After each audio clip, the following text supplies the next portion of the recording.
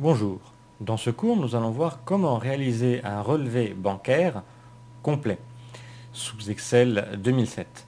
Alors je dis complet parce que j'avais déjà fait un cours pour faire un relevé bancaire simple. Alors la différence avec celui-ci, c'est que dans celui-ci, on pourra afficher le solde au jour le jour, ce qui est très pratique. Et on pourra également afficher, une fois qu'on aura tapé toutes les opérations, on pourra afficher que les paiements par carte, admettons, ou que les paiements par chèque, ou on peut afficher que les opérations, par exemple, de péage d'autoroute payées par carte. On pourra combiner. Et on verra également comment justement recopier cette maquette pour qu'elle soit utilisable pour tous les mois de l'année. Donc ici, toujours le même principe, hein. On va refaire notre tableau. Je commence par habitude, moi, par B2, juste pour laisser une marge en haut et à gauche. C'est juste pour la lisibilité. Donc, première case, première cellule, date, après opération. Et la nouvelle colonne, une des nouvelles colonnes, c'est le mode de paiement. Alors, surtout, différencier la colonne opération du mode de paiement. Sinon, on ne pourra pas filtrer, c'est-à-dire on ne pourra pas afficher que les modes de paiement par carte, par chèque ou les virements, etc. Après la colonne débit et la colonne crédit et une autre nouvelle, la colonne solde qui justement va nous indiquer notre solde au jour le jour. Donc même principe, on va appliquer des bordures partout. Voilà, on va faire simple. On va le mettre en gras et centré. Alors, je rappelle pour ceux qui ne savent pas comment mettre des bordures, j'ai également fait un cours là-dessus. Alors, dans la première colonne, dans la première case plutôt, on va indiquer solde précédent. Et dans la colonne solde, ici, on va indiquer le montant du solde qu'on a donc, au début du mois, par exemple au 1er janvier. Donc là, je vais faire simple, j'ai marqué 1000 euros. Alors, ici, on va marquer par exemple une première opération, 1er janvier, je vais taper course simplement. Le mode de paiement, je vais taper carte bancaire. Alors, le mieux, c'est quand même de le mettre en majuscule, sans point, ça ressort mieux. Débit, donc je tape la somme, 50, admettons.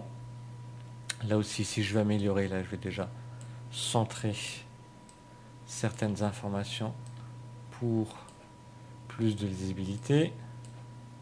Hop, voilà. Et ici, donc, le solde, il faut qu'il se calcule. Donc, tout simplement, on se place dans la case G4, parce qu'on est sur la ligne 4. Toute formule commence par égal, donc on tape égal, et donc ça va être comme une calculatrice. Avec une calculatrice, qu'est-ce qu'on ferait? On prendrait le solde précédent, 1000, on enlèverait ce qui est dans les débits, donc moins la case débit, et plus la case crédit. Donc ça va être pareil, donc on va cliquer sur G3, c'est-à-dire le contenu de G3 là, qui est en l'occurrence 1000, et on va taper sur la touche moins, et on va cliquer sur le montant du crédit de la ligne 4, et on va rajouter, on tape sur la touche plus, le montant qu'il y a dans la colonne crédit. Alors, vous allez me dire, mais pourquoi j'additionne la case crédit, là, ici, alors qu'il n'y a rien? Il faut penser que là, on est en train d'établir une maquette, et une maquette doit s'adapter à tous les cas. C'est-à-dire que là, pour le mois de janvier, il se trouve qu'on commence par un débit. Mais quand on va recopier cette maquette pour février, mars, avril, etc., mettons au mois de mars, on ne va pas forcément commencer par un débit, on va peut-être commencer par un crédit. Donc, il faut que cette formule s'adapte dans tous les cas, qu'il y ait un chiffre dans les débits ou dans les crédits. Donc là, de toute façon, qu'il soustrait 0 ou qu'il additionne 0, ça ne changera à rien au résultat. Donc on a tapé égal G3, c'est-à-dire le contenu de G3, donc le solde précédent, moins E4, le contenu du débit, plus F4, c'est le contenu du crédit. Je valide avec entrée et j'ai mon montant. Pareil, je vais recopier cette formule sur toute la colonne. Alors là aussi, donc ça s'appelle une incrémentation. Si vous ne le connaissez pas, j'ai également un cours sur l'incrémentation, sur comment recopier les formules. Alors, ici, j'ai un petit problème, c'est que à chaque fois, il va me mettre le solde, il va calculer le solde, même s'il n'y a pas de chiffre, même s'il n'y a pas d'opération. Donc on va lui dire que quand il n'y a pas d'opération, il n'a pas besoin de calculer le solde, donc il va nous afficher rien dans la colonne solde. Par contre, s'il y a une opération, il va nous calculer le solde. Donc ça, c'est une formule-ci qu'on a vue dans un précédent cours aussi. Donc du coup, cette formule-là, on va la changer, je retape dessus, égale, donc si, donc là aussi pareil, pour ceux qui ne connaissent pas cette formule, je vous conseille de revenir sur mon site et de consulter le cours concernant la formule si. Alors la formule si après, donc, qui s'adapte à chaque cas, on va la voir ici, donc rapidement. Donc égal si, on ouvre la parenthèse, si le contenu de C4, si l'opération est égale à rien, donc si la case est vide, alors il devra rien marquer, c'est-à-dire marquer rien dans la case solde. Sinon, eh bien, il faut qu'il fasse le calcul, c'est-à-dire le solde précédent moins le débit plus le crédit. On ferme la parenthèse et on peut valider avec entrée. Donc là, je récapitule. Donc si C4 est égal à rien, c'est la question, est-ce que C4 est égal à rien? Alors, donc point virgule, si C4 est égal à rien, on met la réponse par oui. Donc on met rien, puisqu'il faut qu'il marque rien dans la colonne sol quand il n'y a pas d'opération. Et sinon, ça veut dire qu'il y a quelque chose dans la colonne opération, donc il doit calculer le solde, donc nous afficher le montant. Je valide avec entrée. Ça ne change pas pour cette ligne-là, puisque il y a une opération, c'est logique. Je vais incrémenter cette formule, et là on s'aperçoit bien qu'il n'y a rien dans la colonne solde ici, quand il n'y a pas d'opération. Il suffit juste que j'ai une deuxième opération, par exemple au 1er janvier. Je vais taper par exemple pharmacie. Hop. Et là tout de suite, j'ai indiqué une opération. Il me calcule le solde. Mode de paiement, par exemple, par chèque. Débit, je vais mettre 15 par exemple. Et j'ai mon calcul ici. Alors je vais rajouter d'autres opérations pour l'exemple. Donc 5 janvier, je vais taper autoroute, admettons. Hop, paiement par carte. Hop, débit, on va mettre 12. Ici, le 15 janvier, hop, on va se mettre un salaire, c'est toujours bien. On va le mettre aussi par chèque, mettons. Hop, voilà. Donc vous voyez, hein, que je mette un chiffre dans la colonne débit ou crédit, le solde se calcule automatiquement. Alors je vais continuer. Le 20 janvier, pareil, course. Alors ce qui est très important, c'est que là je renote une opération que j'ai déjà faite le 1er janvier, c'est-à-dire les courses. Ce qui est très important, c'est qu'il faut que je le retape à l'identique. Je ne peux pas le mettre en abrégé, sinon par la suite, si j'applique un filtre pour n'afficher que les opérations de type course, ça ne va pas fonctionner. Course, je vais taper, donc là je les ai payés par carte, là admettons, je les paye par chèque. Et puis on va rajouter autre chose, par exemple le 25 janvier, on va taper impôt, hop, voilà, et là par exemple, prélèvement, et on va indiquer 500. Voilà. Admettons qu'on ait fini ici le mois, donc là j'ai plusieurs opérations, plusieurs dates, plusieurs modes de paiement. Et j'ai mon solde final, donc 1955, et je vois à chaque jour mon solde, donc le solde au jour le jour, ce qui est pratique parce que avant, dans mon premier cas, on avait juste le solde de départ et le solde final, donc on ne savait pas si on était passé dans le rouge ou pas entre temps. Là, ce qui est pratique, on sait au jour le jour ce qu'on a. Alors petit rappel, surtout, très important, dans les relevés bancaires que l'on réalise là sous Excel, ne jamais indiquer les paiements en espèces. Sinon, ça va vous fausser votre résultat. Pourquoi?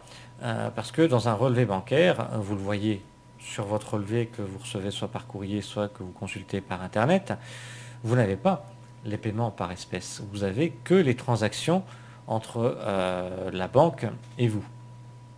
Donc, pour les espèces, par exemple, là, je vais me placer au 28 janvier. Là, je vais marquer retrait. Hop, espèces. Donc là, je vais indiquer retrait, hop, tout simplement. Et le montant du retrait, 150.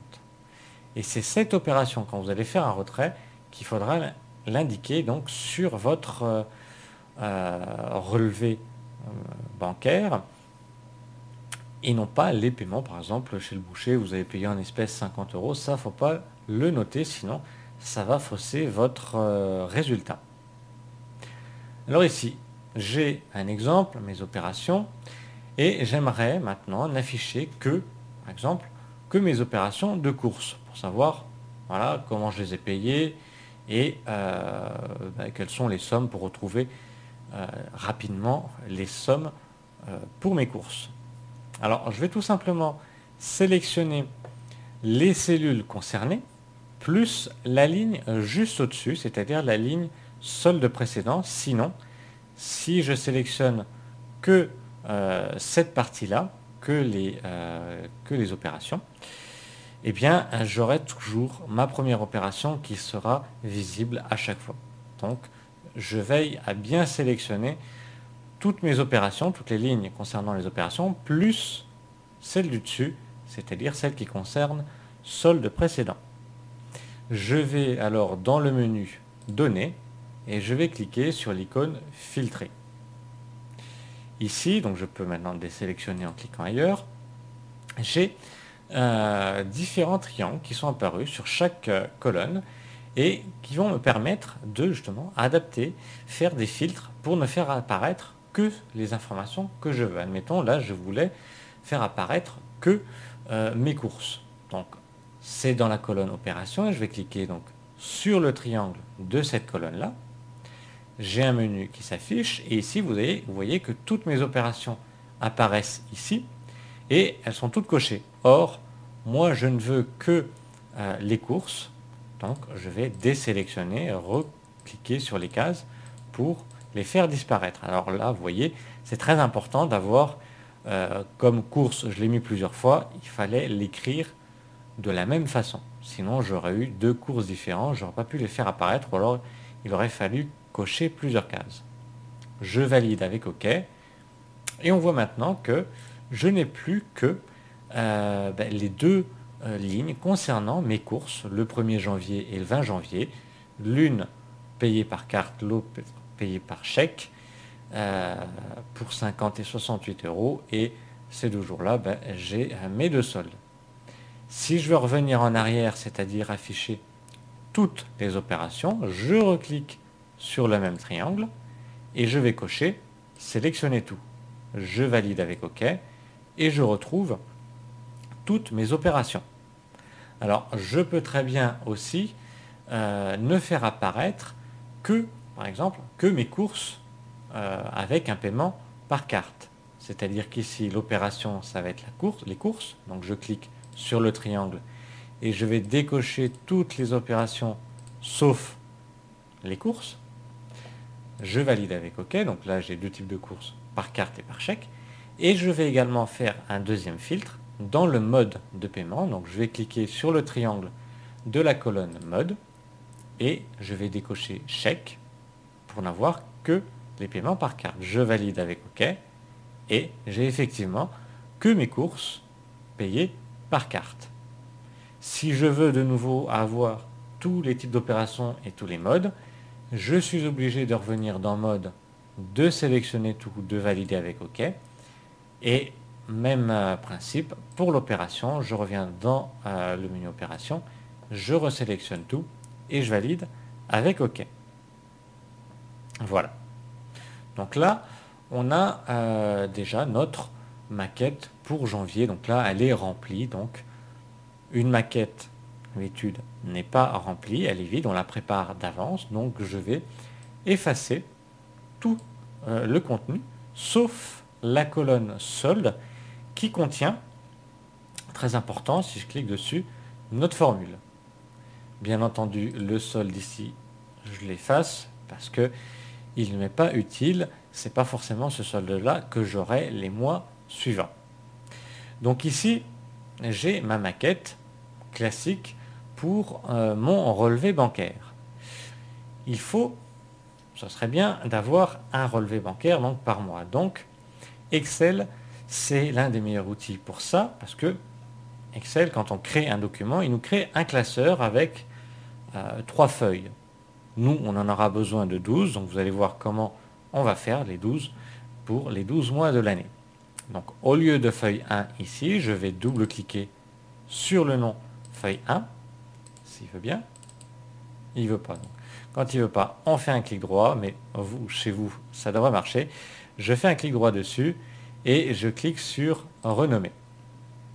Ici, je vais taper janvier, tout simplement, et je valide avec entrée. J'ai donc mon relevé bancaire pour le mois de janvier, et pour le mois de février, mars, avril, etc.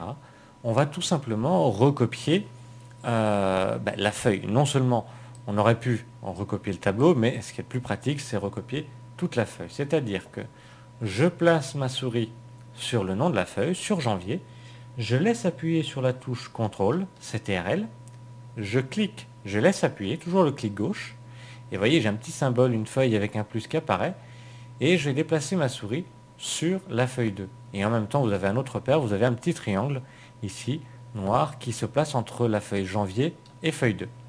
Vous lâchez d'abord le clic de la souris, et après CTRL. Et vous voyez, ça nous a créé une autre feuille. Donc on a janvier, si je clique dessus, et janvier 2, qui est identique. Donc là, pareil, on va le renommer. Donc un clic droit sur janvier 2, on choisit renommer, et on va taper février. On valide avec entrée. Et donc, j'ai mes deux tableaux là, identiques, janvier-février. Avec là aussi, si je clique dans l'une des cases de la colonne solde, j'ai bien ma formule. Donc, même principe pour mars, avril, mai, juin, etc. Donc, janvier et février sont déjà faits. Donc, je me place sur février. Je laisse appuyer sur la touche CTRL, CTRL. Je clique, je laisse appuyer. Je me déplace vers la droite. Je lâche le clic et je lâche CTRL. Je renomme ma feuille en faisant un clic droit sur le nom février 2. Je choisis renommer et je tape mars. Je valide avec entrée. Une nouvelle fois pour avril. Alors, je ne suis pas obligé de reprendre la dernière feuille. Je peux très bien prendre janvier. Ça revient au même. Sachant que là, j'ai un petit peu plus de distance à faire. Donc, c'est pour ça que, par habitude, on prend toujours la dernière feuille. Je laisse appuyer sur CTRL. Je clique, je laisse appuyer. Je déplace la souris vers la droite. Je lâche le clic et je lâche CTRL. Je fais un clic droit sur mars 2 et je choisis renommer. Et donc, je vais l'appeler avril. Avec un A, ça sera mieux. Et je valide avec entrée. Voilà. Donc, je n'ai plus qu'à me placer sur janvier, remplir mes dates, mes opérations, etc. Une fois que j'aurai fini de taper toutes mes opérations de janvier, je vais reprendre le dernier solde et je vais le taper dans la case solde précédent du mois suivant, donc du mois de février. Voilà. Il ne reste plus qu'à enregistrer le document, enregistrer donc et puis lui donner le nom que vous voulez. Je vous conseille par exemple budget 2011, budget 2012, etc. Donc chaque feuille, après chaque icône, chaque document, budget 2011, 2012, etc. contiendra 12 feuilles, donc les 12 mois, les 12 relevés de l'année. Voilà, nous venons de voir comment réaliser un relevé bancaire complet sous Excel 2007, avec en plus donc le solde au jour le jour et la possibilité de faire des filtres pour n'afficher que telle ou telle opération avec tel ou tel mode de paiement. Ça marche également aussi pour les dates, faire apparaître que les opérations de telle date, ça, on peut appliquer un filtre sur toutes les colonnes. Voilà, si vous souhaitez d'autres cours, je vous conseille de visiter le site www.patrick-informatique.com.